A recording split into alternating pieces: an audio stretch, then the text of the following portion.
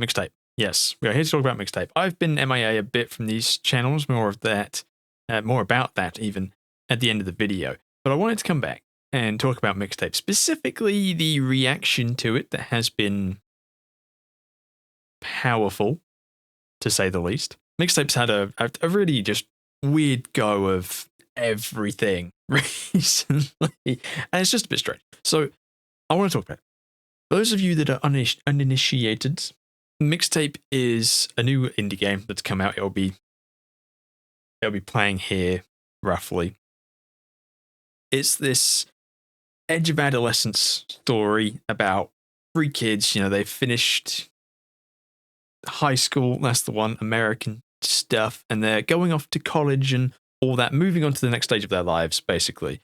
And very suddenly, they're all these three main characters are left slap dab in their last day together because of some last minute decisions that were made. And it's all about sort of the tensions that bubble up with the approaching adulthood, which is horrifying for everyone.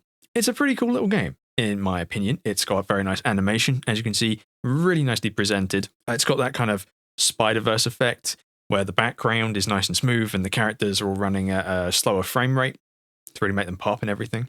And basically, the way the game works is you are experiencing the last day that these characters share together. But not only that, you experience memories that sort of deepen the characters. So basic plot, there's a party tonight, and that's going to be like their big finale, their big like final moment that they spend together. But first, they have to find the booze. They have to find the alcohol. And so you go to each of their three houses and sort of learn about what's going on with these characters. At each house, you experience some of the memories, and there are moments in between. And it builds up to a fuller picture. And it's all done in these like little gameplay gimmick sections. Nothing crazy, we'll get into that. But very importantly, it's all done to a soundtrack. It's all done to a mixtape. The whole thing is the main character, Stacey Rockford, her whole thing is she wants to be a music supervisor. She knows how to pick the right song for the right moment. And so she's made this whole playlist for their last day. And as you enter each section of the game, the characters will come up to the screen and they'll introduce the song for that section. It's actually pretty fun, and there's some banging music throughout the video game. That's sort of the gist of it. It's very simple. Even the gameplay sections, which will be the crux of our discussion, they aren't exactly intense. It's very simple gameplay. You either have these like not walking simulator sections, but that sort of thing where you're just like going around the houses, interacting with the characters and objects. And then you get effectively mini games, I think is the best way I can describe it. One of the first things that happens, and this is, I think, the only repeating section, is skateboarding down the street towards each character's house. And that's as simple as it looks like it is on the screen. You just steer the skateboard and each button corresponds to like a trick of some kind. There's no... What's the word I'm looking for? There's a word for it. I know there's a word for it. Like ingrained motivation. There's no reason in the game for you to press these buttons outside of you have the buttons to press. For me personally, I thought this was kind of nice. It's very inspired by like 90s coming of age stories, and it feels like one, like to the bone. It feels like one.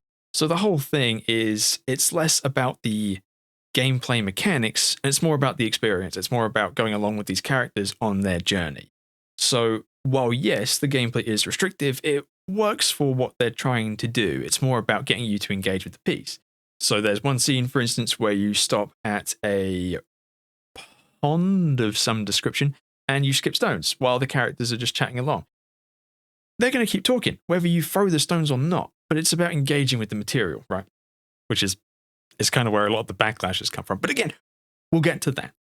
Personal, like, overall thoughts is I really like the game. I think it's really nice. I think it's extremely well presented. It's only 3 hours long. It feels very much like watching a movie, but with the added benefits of playing through it and in a method of presentation that you're not really going to get in a film. think the characters come together really nicely, and although they are stereotypical in a lot of ways, it's got like a big fairy tale vibe. It's a it's a romanticization of the time of that time in your life. My God, my sentences are not sentencing. It's a romanticization of that time in your life, because yes, this is heavily aimed at 90s kids and trying to like dig into that nostalgia, but realistically, that whole like time of your life where adulthood is like charging through the door at you, you know, everyone can relate to that in some way. It's just whether you're willing to give up the specifics and kind of go along with the mood. So I think it's really well done. Obviously, it's got an incredible critical reception, getting a 10 out of 10 out of IGN. And a good swath, especially the initial reviews, were extremely positive. I think one of the main, more critical ones was the PC Gamer review, and this is where we get into the more critical aspects. I think PC Gamer gave it like a 75, 74. It's mid-70s range. And the big thing was that they didn't have anything bad necessarily to say about the game, but I believe the quote was it couldn't convince them that it required the player's input, something along those lines. And that's when we get to the player reaction. So if you're watching this video, there's a good chance you've seen just the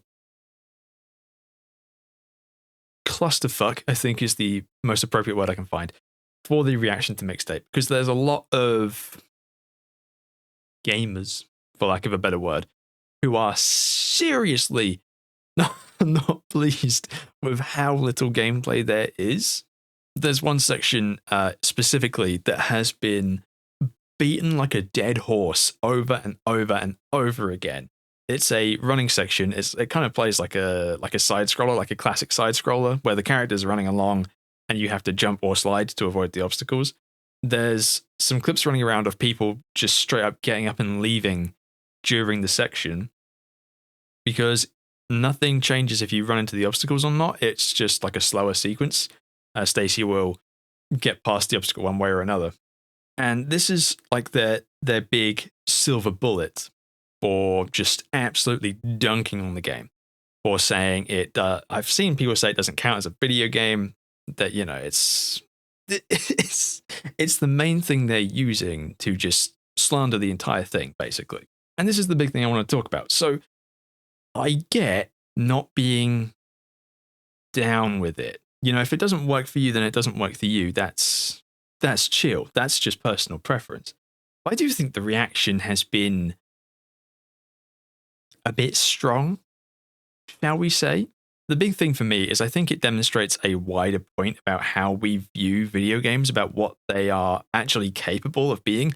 I think that definition has become really narrow and far too strict for a lot of people.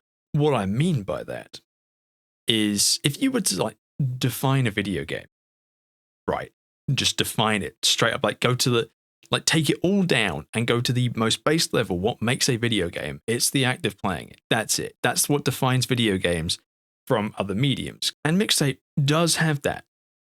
Absolutely, undeniably. There are some people that will go as far as to say you don't need to play it. That is untrue. There are sections where if you don't play the game, nothing will happen. And your character will stand there like a melon in the hallway and nothing will happen. And that's just that. So it is a video game. I'm sorry, it is a video game. That's just kind of how definitions work. It's the vitriolic reaction that I think has driven me to make this video. Because again, like, not being down with it is fine, but it's a 3-hour game that if you have Game Pass you didn't even need to pay for. And like, I feel like people saw the 10, saw that you didn't have to, like, you weren't legally required to press games, otherwise you'd be found in contempt of court. And then they just like dragged the whole thing down. They just want to shit on it, like actively, as much as possible, because it got all these rave reviews and has such a positive critical reception. And going back to the point I made earlier about it speaking to a wider point in how we view games, I think it has been kind of forgotten that video games are an art form. Like, they always have been. They are a form of creating media, and they come in a wide variety of types and differences. What it strikes me as is a perspective problem, because as far as I can tell, there are games that are a lot less interactive than Mixtape is. Like, for the most part, yeah, you're just kind of along for the ride with Mixtape, but there are a lot of games that are similar in nature. I think a lot of like FMV games where all you do is make a choice every now and again and it like changes the scene. I guess maybe, for one thing, it's a niche audience, it doesn't go as far, but also maybe because you're inflicting a choice on the game, people don't see it as much as in as much of like a heavy way. But I don't understand where the insane reaction to Mixtape has come from. Because if you don't like it, you don't like it. But the slander is crazy, no? It's something you see a lot more commonly in indie games in terms of like challenging methods of play. When I was thinking about what I was going to talk about with this video, and I was thinking a lot about Time Flies. There was a game that came out last year. Again, hopefully it will be here. It came out at the end of last year, small little indie game, where you play as a fly at the beginning of like I don't want to say a run because that makes it sound like a roguelike. At the start of the game, you select the country, and that country's average lifespan is converted into seconds, at which point you live that many seconds as the fly, and you go around doing various activities. And I haven't played it, but I'm fairly confident the point is to like highlight, you know, the fragility of time, how little we have, how quickly it escapes from us, but also how much you can make of it in such a short time. You know, this isn't about Time Flies. My point is you don't do much in that game, but it's an artwork. It's a statement, right? It's an experience. I think you see a lot more of those at the lower indie level. The difference is those games aren't getting pushed by algorithms and getting thrown out in people's faces.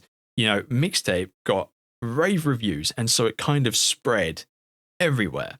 And it's hit a lot with certain age groups and stuff. You know, the 90s nostalgia, obviously, it's going to work for a lot of people. Because it is, for a lot of people, it is reflective of their childhood. And so that's kind of propelled it into an audience base that was not expecting a game like Mixtape, that wouldn't play a game like Mixtape. And so I think a lot of people tried it, and their limited experience is aimed more at games that are like heavily interactive, and so they don't know what to do when they're given an experience that's more about willingly participating instead of being forced to participate. I'm going to hope that made sense. It's just something I've been thinking about a lot because I hadn't seen the reaction until I finished playing the game. So I was in a really good mood. And then I saw all the crazy comments and stuff. And I was like, this is wild.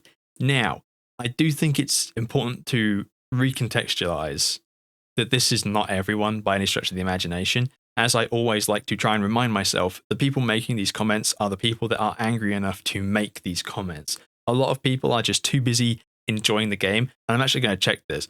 Last I saw, I think methinks the game was doing positively on Steam.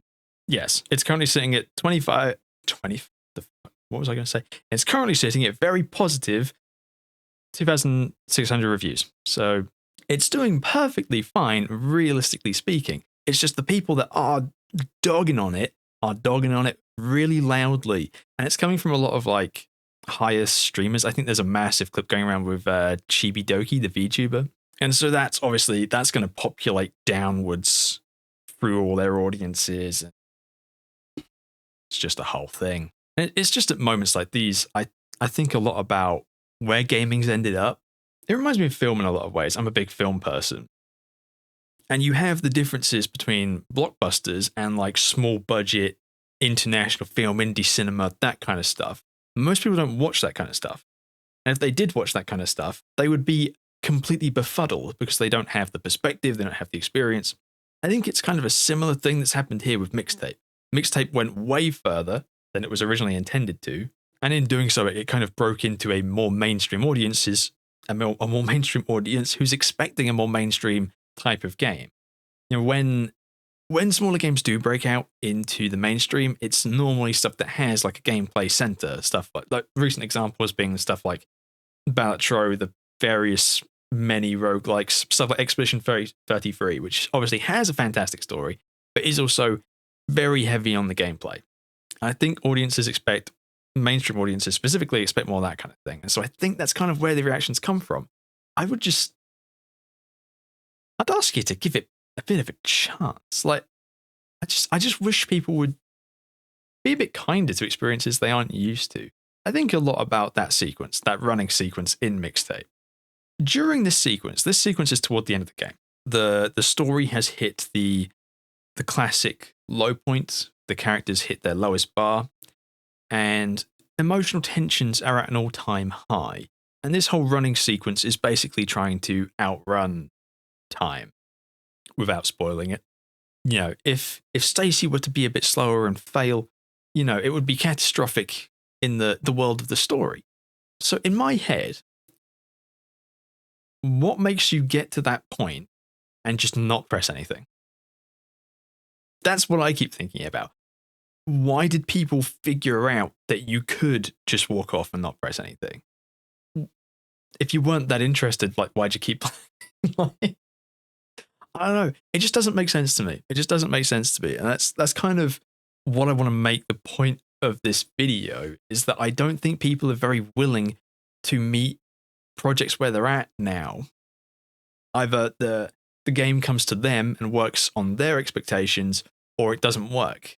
And does it kill us, really, to, like, you know, try something new every once in a while, give it a good shot?